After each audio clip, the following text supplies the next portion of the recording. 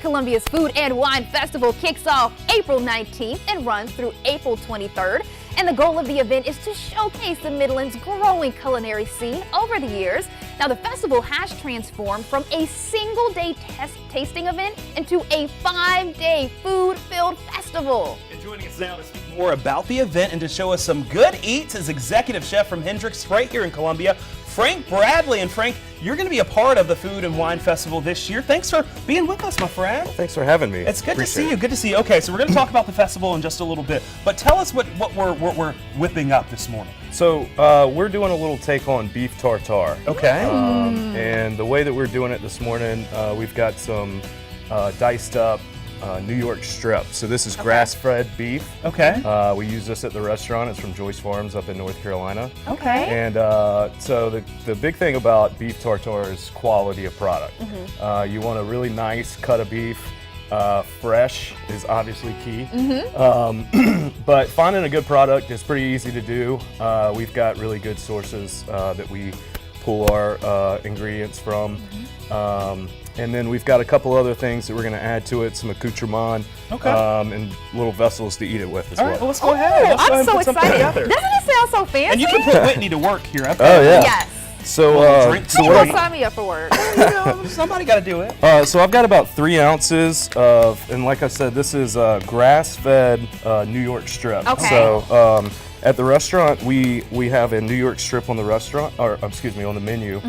We also have a ribeye from the same cut of beef, but we found that we could take the scraps and the little pieces that don't quite make it into a steak and dice that up and serve tartare. So what I'm adding to this is I've got some Duke's mayonnaise mixed with some fresh basil and some spring onion.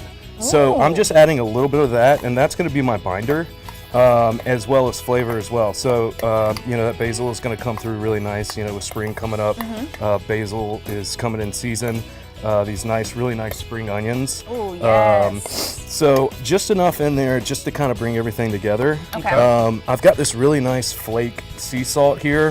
This is from our friends down at Bull's Bay Salt Works, and they're in McClellanville, which is about halfway in between Charleston and Georgetown. All right. So they take that sea salt and they smoke it, and it's really nice. So we use that as a finishing salt, but we also use it on some raw products as well.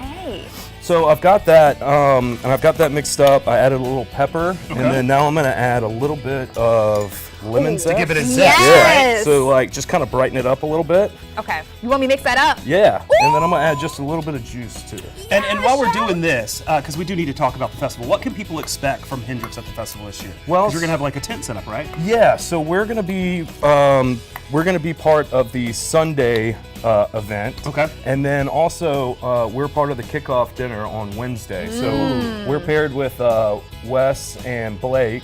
And the dinner's at Motor Supply. I believe it's sold out, but we're really excited to do that and partner with them. They're good friends of ours as well. So, so yeah, those are the events that we'll be doing. So the Wednesday and the Sunday event. All right, we've got about 1 minute left, so let's go ahead and... So I'm going to plate this in here. I like using this little ring mold just to kind of make everything nice and put together. And then what we're going to do to make this just a little bit more fancier is we're going to top it with some white sturgeon caviar.